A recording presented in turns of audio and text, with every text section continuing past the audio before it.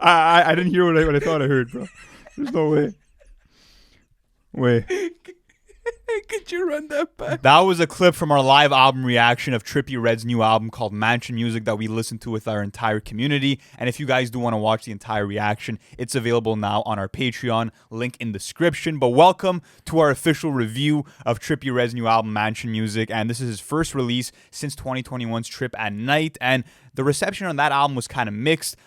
I know that we felt that every song kind of sounded the same all throughout, but it's a new album, and I could probably say that not every track sounds the same on this one, even though the production does get kind of repetitive. But before we get into this, let me break it down for anybody that is new here. The way that we actually do reviews here is a bit different. We start off with different categories. So the first one's going to be artist performance, then we jump into features, content, production, replay value, and then based on all of that, we give you guys our overall score. But Ant, how are you feeling, bro? Like, start us off with the artist performance, man. I think it's an interesting soundscape for Trippie Redd to attack, especially coming after, Trip at Night. You heard a lot of like chiptune synths, you heard a lot of rage-inspired beats, and as I feel like maybe that wasn't the best area for him to tackle, I'm going to be honest with you, I do feel like this was a nice change of pace for Trippie Redd because while, yes, you still are getting a lot of high voltage and high energy performances, example, on songs like Free Rio or Mansion Music or even Atlantis where he sounds a bit more aggressive, I do feel like there's a lot more diversity as far as flow switches, cadence switches, even, trying to match the tempo with certain features. And another thing I want to see about Trippie on this album that I think is a positive within the artist performance is that it's a heavy feature list, okay? And the problem with heavy feature lists, I feel as if, is that it could get very scary for artists when they're getting overshadowed on every single track. But with this album, it either felt like he was able to match their tempo or energy, or I feel like he was able to actually lead the song, which I did quite enjoy. There's some songs you got bodied on, though. There was, but for 23 features, I think it was a good ratio on that end. But I want to talk about the weak points within this album for Trippie because it's 25 songs, man, and there's only a certain amount of flow switches and cadence switches that I could go through, and then after that still be engaged by song 20 or song 21. So where do you think Trippie kind of fell flat on the album, and what do you think he needs to work on for the next release? Yeah, I want to say this. I do like the fact that the product that we got was exactly what was advertised. It was going to be Trippie Redd going into this monstrous kind of villainous persona where he's embodying kind of this, I would say, evil character per se, which may or may not be an extension of himself. But what was interesting to me was that the hooks at times were endearing, but often they felt really repetitive. They felt dull and just uninteresting. Apart from that, I do feel like when it came to Trippie Redd's rapping and how it complemented with the production, I feel like he was often either rapping behind the beat or ahead of the beat. I feel like his rhythmic timing was really all over the place on a lot of these tracks. Apart from that, I think, like, just to shout out some positives, I think he had a killer performance on Mansion Music. I mean, the way that he was able to jump in and out of various cadences and just spaz out over that beat by dropping these slick references that were super clever, that was fire. But yeah, I mean, what are some of those like negative points for you? Because one big thing for me was actually that lack of versatility, which I love Trippie for when he gets melodic, when he kind of goes into more of that emo rap vibe. Obviously, that wasn't the focus here, but it's okay to kind of stick to one sound and one style. But when it's for 25 songs, it kind of got tired for me. Yeah, it gets tiresome at certain points, but I won't say that I was disengaged because he was using the same flows or let's say the same cadences. Stuff was at a constant matchup for me, and while I do feel like that complemented him, I also feel like it kind of took away from the performance at the same time because, as you said, like, a lot of shit is very hectic on the album. Like, it's not well structured, but I will have to say this, bro. Toilet Water has to be like a bottom tier like Trippie Redd performance for me. And I understand the song's about comedic relief. Is it a troll song? Like, I still don't know to this day. Like, the thing is, though, is that it kind of feels like Ski Mask and Trippie are both taking a shit on you, and I feel like, am I into that? I don't think so. But listen, it may be for some people, but I do feel like that type of comedic relief is good when it's spun well and when it's not too corny, Because not only that, but like you have the farting sounds in back, and then mixed with Trippie's cadence, like it just comes off really weird, and I didn't necessarily enjoy it. To me, yeah, when it came to Toilet Water, like, to me, that's kind of the nucleus of the album. Like, that's the one song that kind of represents my listening experience with this project, kind of just embodied by that one song, to be honest with you. But yeah, to me, the main issue is with the artist's performance, besides having some good, flows and cadences, you're constantly getting quick rapping and these shouty, monstrous deliveries, which is just too one note for me. So I think the performance was mid overall, bro. The performance was mid overall, but he did have his highlights. And listen, Trippie is a super talented artist, so maybe we'll see an upgrade for the next album. But let's get into the features. This was a really stacked feature list. Let me rip through this, man. Chief Keef, Future, Lil Baby, Juice WRLD. You got also Travis Scott on this, Lil Durk, Nardo Wig, Big 30, Lucky, Rich the Kid, Summers, Fiji McIntosh, Rylo Rodriguez, Ski Mask, G Herbo, Rob 49, The Baby, Lil B, Kodak Black. Like, this really felt like he went all out for it. And while I do feel like you needed to have such a big, heavy presence on the feature list, because it's 25 songs. Like, imagine this album without all these features. I would have been tuned out by like a good amount of time throughout the album. So yeah, I have to say, like, I think it was a good calculation just for the listening. That being said, I want to ask you about the standouts, because like my standouts, I would say, because none of these features necessarily blew me away, but the ones that are standouts are the ones that are the most memorable after the listens that I've given this album. And to me, the first one has to be Lil Baby on Fully Loaded, bro. Like, I really didn't understand what the fuck was happening there. His moans were super bizarre. He's never sounded so sluggish and slurred ever in his career, in my opinion.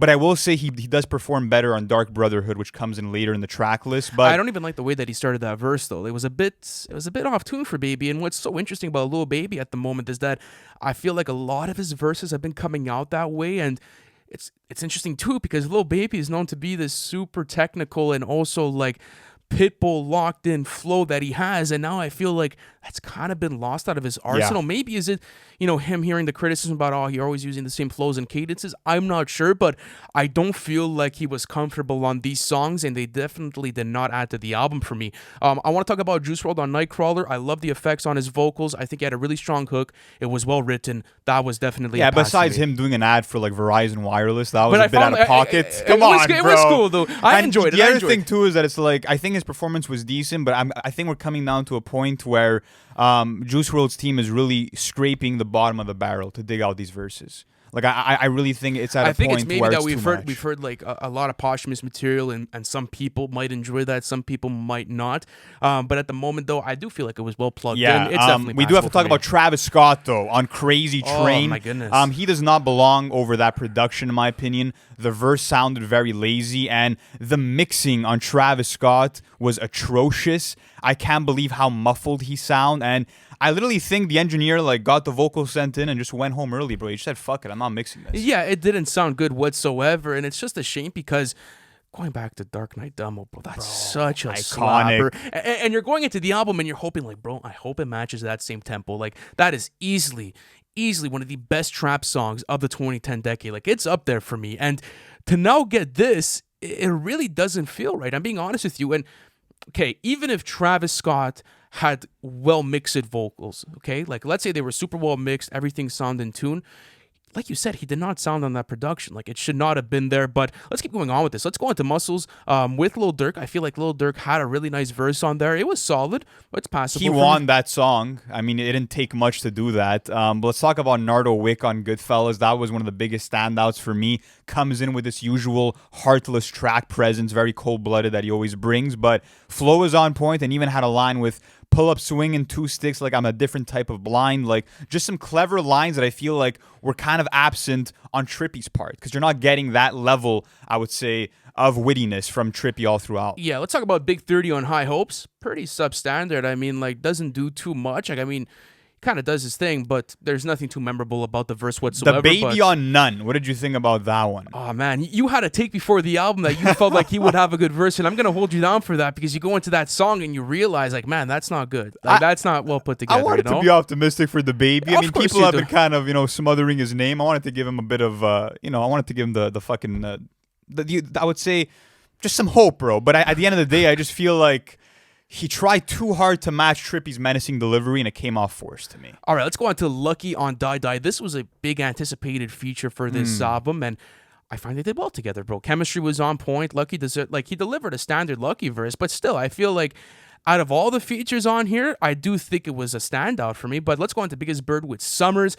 I don't think Summers sounded good whatsoever on top of this production, and again, another case where I feel like the song was poorly mixed, because at least on my mixing headphones, when I'm listening to it, it just felt all over the place, and at times you can't even like make out Summer's vocals or Yeah. like what he's saying. So I do feel like wasn't that great, but let's keep going on with this. Rich the Kid on Who Else? I mean, again, Forgettable. no, super forgettable. And again, another case where I feel like Rich the Kid, what is he going to do on that type of production? It really doesn't suit I his know. style whatsoever. We got to talk about Chief Keef because he does have 2 features on this. No, does he have just the one? No, he has 2. He He has has 2 Rock features. Out and he has Atlantis. I love Atlantis in terms of just, again, the clever bars. I think that his flow was really on point. The auto-tune wasn't really necessary, though, on that track after repeated listens.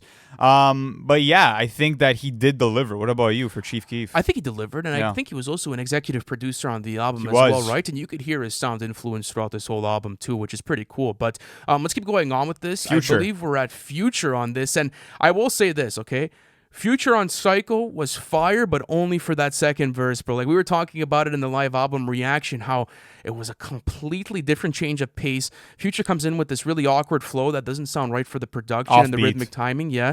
And then you get this vintage, like, fucking, high off life performance for a second verse, and you're like, I'm bamboozled. Do I like the song or do I not like it? So how did you find him on the album? I'm like, thank God he found that pocket, bro, in that second verse. Like, that was the Future that we know and love.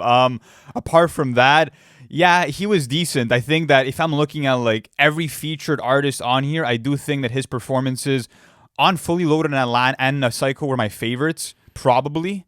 Besides maybe Nardo Wick, just because How did you like Kodak on that Pierre Bourne beat on he Color? sounded half asleep, bro. Like, Yeah, just it super was low effort. I know. And how about Lil B like Swag Like Ohio? Lil part B two? did not bad, He bro. did not bad, but I feel like that song is super memed out too. It you felt know? fun to hear Lil B, It did. though. Like, it was a nice interpolation. Yeah, but yeah, I think overall, when it comes down to the features, they were an integral part of this album. You had fucking 19 different artists spread across 23 tracks that had features, and for the most part, they didn't do much to add to the track. And some of my favorite songs from this album are the solo tracks, like Free Rio and like Mansion Music. So that was something that was interesting. I feel like they didn't really offer too much. And yeah, to me, the features were mid. What about you? Yeah, I think that they could have been much better as far as performances, selection, curation, where they were going. But hey, man, I guess that's what it is. But let's go on to, I believe we're at The what? We're at the content right content now, now, yeah. eh? So, listen, Trippie's a great writer when he wants to be. And I think that you could find a lot of tracks within his discography where, it allows you to want to dive into more. It allows you to want to get more relatable with Trippie. He also has very clever punchlines at times. And, he could also have nice wordplay. But let's talk about overall just how he delivered this album and like what you're getting out of it substance-wise. Do I think it's Trippie's best writing? Far from no, absolutely not. Like, I definitely do think he's done better on example albums like A Love Letter to You or even Life's a Trip. But I do think you do have some standouts on here. Yeah, I mean, listen, like you said earlier, Trippie Redd is a good writer. You look at songs like Together off of Life's a Trip, and it's really conscious and it's really kind of advocating for mental health. So he has those songs where he's really getting deep, he's giving you more storytelling tracks. But when it came to this album, I feel like there were some highlights. For example, on Mansion Music, you're getting these really cool references. For example, he raps, "Get that dude off that horse, feel like Django, sending shots everywhere, I feel like Rambo." Like, there was a bunch of cool pop culture references that kind of kept me engaged in the track. Apart from that, I just feel like he was repeating a lot of lines, bro. Like, I think I heard the whole, like, I gotta check on me like Nike on 3 different songs. I heard him compare himself to The Dark Knight and being Batman on multiple tracks as Yeah, the well. whole Bruce Wayne It was references. just very repeated. I feel like, the whole thing about making his choppers ring off. I get that this was kind of murder music for the most part in terms of the actual subject matter to expect, but you can tackle that subject matter, but in a more creative way. And I just feel like everything was very vague. It was surface level. His metaphors and punchlines just felt super lowbrow. For example, me and my brother stick together like Velcro, or my bitch watching me like Roku, or I'm fried like chicken. Yeah. Like, really trippy. I know, and it doesn't sound good in the context of the album as well. And in certain instances, I feel like he was also like overcompensating on certain songs with his lyrics, and that also took away from his flow and delivery because some of the vocabulary choices were really weird. Like, you had certain lines throughout the album where they would be structured like just 3 words with a flow, and then after that, like, he would take this long ass pause and then go into another 3 words, and then what he would do at the end of those 3 words was he would extend that last vowel for like fucking 2 to 3 seconds, and it would feel super forced, and then it kind of throws off the rest of the vibe with the album. And like you were saying, I enjoy gangster rap. I do like murder music when it's done well. I think that it's an integral part of hip hop, and there's been a lot of different trap artists that have attacked it, with precision and calculation. It's just like, as you're saying, all the Dark Knights, like lines and everything going on with the Nike checks and, the cheesy lines at certain points. It takes away from the actual experience of the album. Ski Mask, I think he's like, my flow is running like the constipation that I have. It was something along those lines, bro. Like just super cringy lines all throughout. You know what? I don't know. It might be bad. The content might be bad on this. You might go bad with it. What do you think? But you do have highlights within it. Like, I don't think it's completely unsalvageable. You do have them. So I would go mid with it. Okay, I'll budge on that one. I'll go mid with the content. But let's go on one. to the production. Okay, so when we're talking about that Chief Keef influence, you're gonna hear this throughout the whole album, but it doesn't stay throughout Not the whole album. No. You start getting towards more the early section of the album. Yeah, you start getting 50% into the album, and then you start getting more like rage-inspired beats. You're also gonna see a Pierre Bourne credit on here. So overall, I think I do like the beat selections on this album. I think that they were solid, but dude, the mixing and mastering on this album gets me to a point where like certain tracks are absolutely unlistenable. And some people might say, oh, you're being too much of a hard ass because of the mixing and mastering, but bro, it is important. Like, I want to listen to the music. I want to hear everything. You don't want to hear tracks that sound so fucking compressed that like you don't understand what's going on, or where like, let's say someone's vocals are so fucking buried into like, a synth or even like the production that you don't even understand like what the point of the song is. Yeah. So I feel like that's where I really didn't enjoy the production, was more on that. I couldn't agree more. I think, all across the board, the production was underwhelming, but when it came to the engineering and the mixing and the mastering of the record, it was really lackluster, just because I'm okay with something like distortion on vocals, but when it ends up actually drowning out the vocals of the artist, that's when it kind of becomes problematic for me. Not only that, but there's certain, I feel like, spacing issues between the vocals and the beat where they just sound so far removed from each other at times. So either they overlap too much or they feel totally separate. So I feel like, the mixing, the mastering was atrocious. Not only that, but when it came to like the first few tracks, like Mansion Music and also something like Atlantis, I love those like 2012 glow beat era type of Chief Keef beats that you're getting, because you have this epic kind of triumphant feeling to through that like synth brass elements that you're getting to it. It sounds like also like vintage like Lex Luger type beats, or like something that you hear Waka Flocka. It feels very grand and kind of big. And that's so cool, right? Because then after that, he's matching it perfectly with his cadence and his tone. But I knew from the jump that it wasn't going to be able to last, because you have 25 songs on here. But where could you go with that? And then it took 24 songs, because after those types of beats that last for a few tracks, you move into more like the chiptune synth era and more like that Whole Lotta Red aesthetic. And then, to me, every beat almost started sounding the same until you got to the last track, which was produced by Pierre Bourne, called Colors. It's actually fire. And I'm like, bro, it took 24 songs for us to get a refreshing sounding beat. Yeah, but it's weird that they stick it at the end of the album. I guess they figured that like, hey, it might break like, the consciousness of everything of the album and the way people receive it. But at the end of the day, in my head, I'm like, this album is not meant to be like a full album experience from start to finish. People are going to go in here and get what they take, and then after that, boom, I'm out.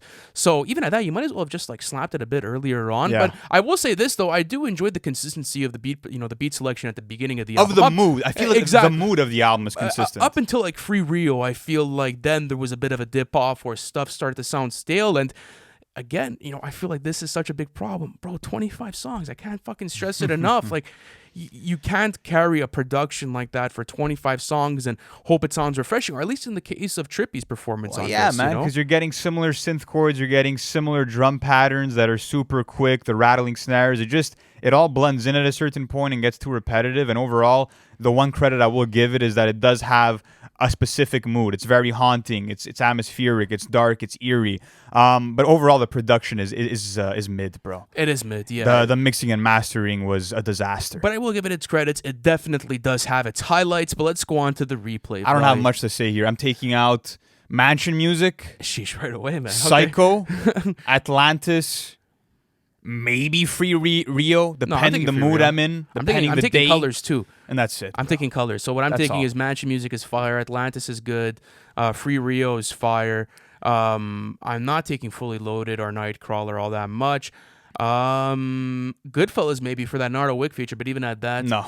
Yeah, I'd say maybe I have And you know 5 what to the 6 worst songs out of here. That's the worst part about this, that I feel like that was kind of the purpose of the album, was for Trippie's fans to plug out as much as they can out of this abundance of But music. you could say that's a and then positive, we're too. left with like fucking 3-4 tracks at the most, bro. I mean, but like For me and you, for our preference. for our preference. But I mean, a lot of people do enjoy that type of listen where they could just, okay, let me like this, and it goes into my like Plug songs. and play. Plug and play, and then I Yeah. have to go through that. So I guess, listen, if you do want to listen to the album in that context, then it is for you. But from a start to finish album experience, really diving into it, I do think that it's lackluster on the replay value, so I think it is bad. But let's get into our overall thoughts, man. So, all right, I think that Trippie definitely fell flat in different areas, but I do think that it's not completely unsalvageable. Like, I'm still super down to hear a new record. Like, I'm still super engaged in his catalog. I do think it was a nice change of pace, let's say, from something like Trip at Night, but still nothing up to his standards. I do think that, the fact that you have an album that's not mastered properly and that's not mixed well does take away from the experience.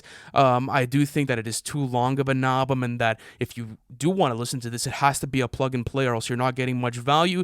But overall, I am taking some tracks out of it. I'm gonna say the album was mid. Yeah, definitely. To me, like, this is just Trippie Redd giving us this 25-song album that kind of feels lifeless. It kind of feels soul-sucking. It clearly sounds like these tracks were recorded over the course I don't of think 2 it was years. lifeless, though. It wasn't And lifeless. I feel it like didn't have his energy. I feel like, yeah, but I just feel like these tracks were recorded over a long period of time and then just randomly tossed together. It didn't feel like a true album experience. And to me, it's just an experience where, for the most part, it's all filler, no killer. And to be honest with you, I just feel like Trippie Redd, for the most part, on this album, and I'm a big Trippie fan, I feel like he abandoned everything that made him a unique artist in the first place when it comes to even the album title. Like, Mansion Music is actually a 2018 Chief Keef album. I get the inspiration, but apart from that, all the relentless hi-hats, the droning synths, the 808 patterns, the Cardi impressions, like, I just feel like there was a bit of a loss of identity with this project, and I do think that it might make its way towards the bottom end of my albums when it comes to the worst albums of this year, and we're just in January. So, not a memorable experience, and for something that's called Mansion Music, the music was poor. Yeah, the me. music was. I like the little. It pun was yeah. poor. I like that little pun at the end. Yeah, Oh, you yeah. thought about that before the review, eh? I did have that one in mind. I like did that. have that one in mind. Fire. I'm gonna say that it was a mid album overall. Yeah, it was definitely a much good that's experience. But salvageable. guys, listen, let us know where we got the review right. Let us know where we got it wrong in the comment sections. Thank you so much for watching this. And if you had to grade Mansion Music, how would you use our score? Let us know in the comment section, guys. Thank you so much for watching this review, and we'll catch you in the next one.